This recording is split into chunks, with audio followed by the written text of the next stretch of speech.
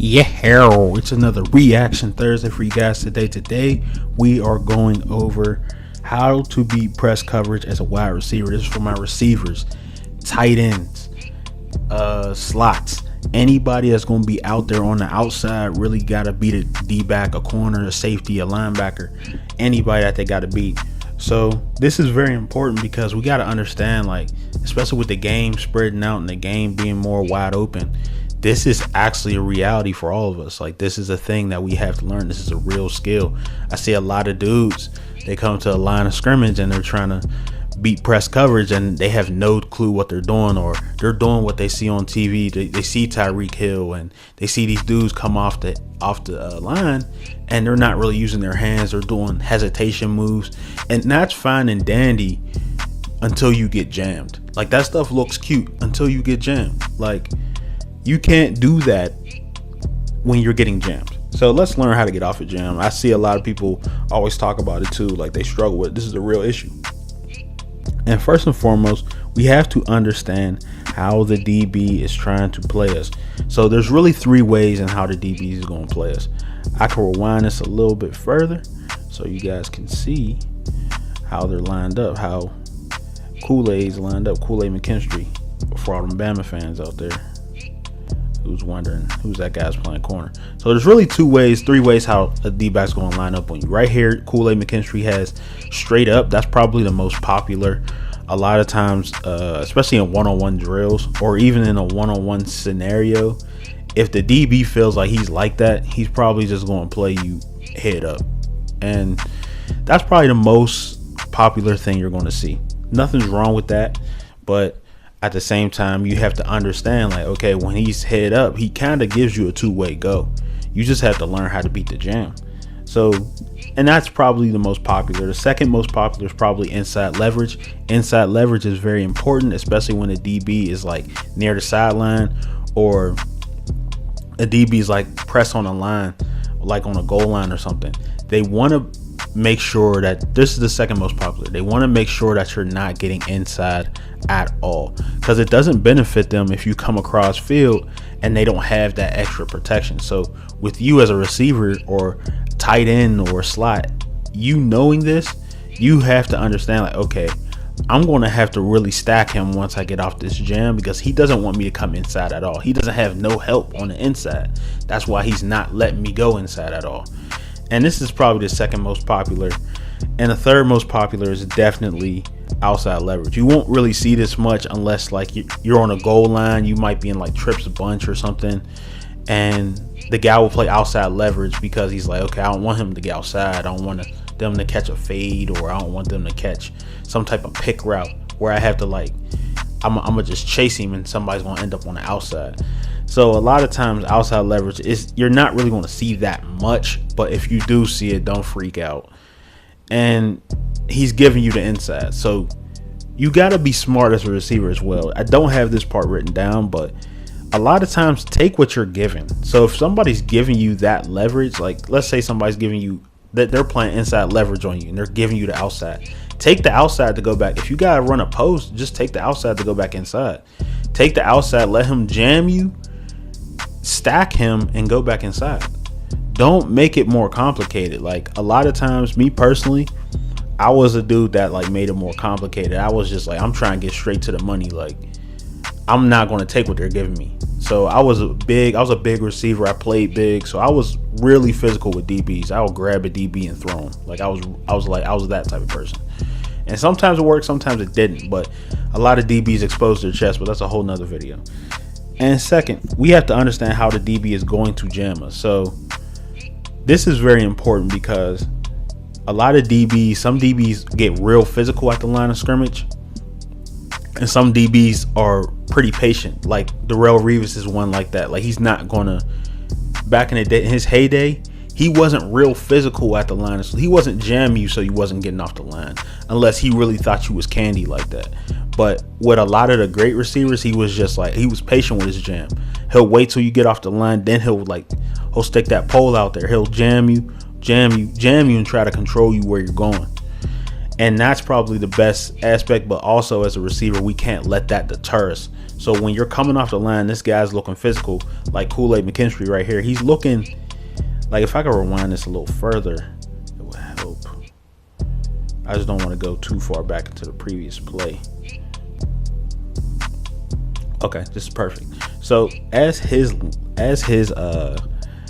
position, as you can see him at this position, he's literally ready. He's ready. He's in a good position. He looks a little physical, but look at his hands and look at his body language. His body language kind of tells you, like, I'm looking at his chest. This receiver's looking inside. He's looking right at his chest. He's like, I'm ready to get all up in your gizzards. You know what I'm saying?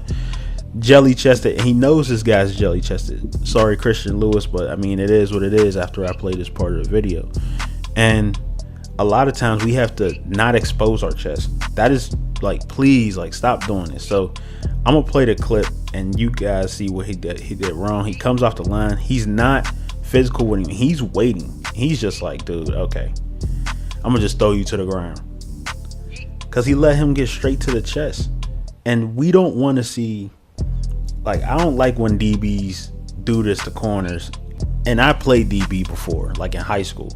But watching corner, like, if you're going to give up your chest, you might as well not even be out there. Like, everybody thinks it's so cute to, like, do all these moves at the line, but you got to do what's effective. If a dude's showing you his body language like this, he's looking straight at your chest, he's ready to get real physical with his chest.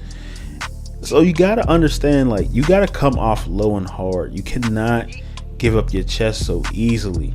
And just like Christian Lewis does here, he does these hesitations, but these moves literally do nothing. It's like when you watch people hoop and they're like big Kyrie fans. Shout out to Kyrie. They're doing all these moves, but they're not doing anything in terms of the game. It's the same thing what Christian Lewis does here. And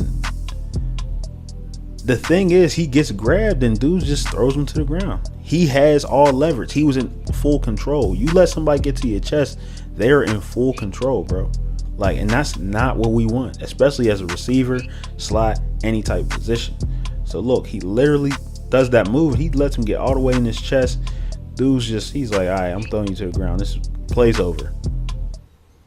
High school, on any level, this is legal. This is legal in high school. A lot of times people feel like, oh, that's not legal. That is legal. You want to know why that's legal? Because you can be physical until the ball's in the air. That's legal. So you got to understand the game you're playing right now. Don't expose your chest. Come off low and hard. So that's the next point. You got to really understand how to come off the line of scrimmage. And just like Christian Lewis did there, he did not come off the line of scrimmage like you should. You should come off low and hard. Give them nothing to jam. In the next clip, this guy does an actually pretty decent job. I can't really remember which one was which. I believe his name is it'll pop up on the screen. But we have to understand that. Oh, okay, Rock Taylor. So we have to understand, like, when we're getting jammed, we got to be able to fend off the defender. We got to be able to get off the line. So you can't come off high like just like Christian Lewis had did and get expose your chest. Do not expose your chest, please don't. And Christian Lewis, like, I'm just going off that one play, because honestly, if you watch this video, you guys can see the video link, the Alabama Mississippi game. This was he had some good one-on-ones, but that play he slipped up. And that's the thing, you got to make sure you're coming off low and hard. You don't want to expose your chest like that. And Rock Taylor, he does a good job coming off the line. And this DB doesn't really jam him till late. Now, when he jams him, he holds him a little bit. But what Rock Taylor does is great. He fends him off. He dips that shoulder and going into contact. He got to catch that ball, though. But it can't be perfect. And that's the thing. You got to dip that shoulder towards the jam. That's more important than anything. I want y'all to really see how he does this. That's why I'm going to rewind it again. He literally, soon as he gets jammed a little bit, he's like, okay, it's all about separation. Now he comes off, he gets a clean come off, but this DB jams him late. Now when he jams him late, look, he literally You can see him right before it. And I'm going to slow it down even further because I want y'all to see this. Like, he literally dips his shoulder before he gets into contact. That's very important in terms of the jam because you don't want to get caught up. Like, a lot of these dudes will hold on jams. And as he come off the line, you see he dips that shoulder into him. He dips the shoulder and rips through. He's ripping through and he gets to the spot he got to get to. I'm pretty sure he had to run a hitch. So he got to the spot, or a hook. He just got to the spot. Because at the end of the day, it don't really matter how it looked if you don't get to the spot. And you gotta catch that ball. But you gotta get to the spot. That's more important than anything. Your quarterback's waiting for you to get to that spot. Throw the ball. Now, there's more than one way to skin a cat. And that's the last part we're going to talk about. You can do multiple things. Like, you could do there's different releases. You don't have to do the same release where it's like, oh, I should just come off and dip my shoulder and rip through. Like, that's the most effective. But also at the same time, if a dude shoots his hand out to jam you, you could slap his wrist. You could slap his elbow. Those are the two main places that you really want to slap. So when you come off the jam, when the dude's trying to jam you and you catch his wrist, you can rip through after that. Rip through, go right into your stack him and go right into your route. You could grab his elbow, slap his elbow, rip through, go right into your route. That's more important than anything. And Armani Diamond does a great job here. He does a great job on his play doing that. Like, he comes off the line, dude jams him late, and when he jams, he's just, okay, I'm slapping your elbow. He slaps the elbow, gets right back into his route. Dude's out of position. And then he goes right into the route. Dude even falls. It's crazy. He goes right into the route. QB could have threw a way better ball, but we ain't even gonna talk about that. We ain't here to talk down on people. But that's what you gotta do. You gotta use your hands. Use your hands as a wide receiver. That's more important than anything. And that is the last point I'm gonna go over. Slap the wrist, slap the elbow. If you can't get to the wrist, the elbow's probably the best bet for you. But when you slap that elbow, make sure you're slapping it. He can't jam you. He's going to be out of position. You slap his elbow or wrist hard enough. Like, look, he's overextending. Them overextended. They have to overextend to jam you. So once they jam you, you gotta slap. And you gotta anticipate. Slap the wrist, slap the elbow, get right into your route. What I never want to see is swim moves. I hate when coaches teach swim moves. Do not do a swim move if you're a beginning receiver. If you struggle with jams, stop doing swim moves. I don't care if your coach is like, you better do a swim move next time. Do not do a swim move, bro. Especially if you struggle. Because the truth of the matter is, if you miss slapping their hands or wrists and you try to swim over, you're just going to get knocked out of bounds. You're going to get knocked out of bounds, or you're going to get jammed into the bench. And that's going to be more embarrassing than anything else. Then the coach is really going to pull you. Do not swim.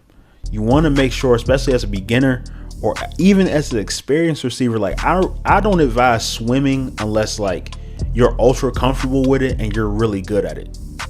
Like, you should never do a swim move off the line of scrimmage as a wide receiver.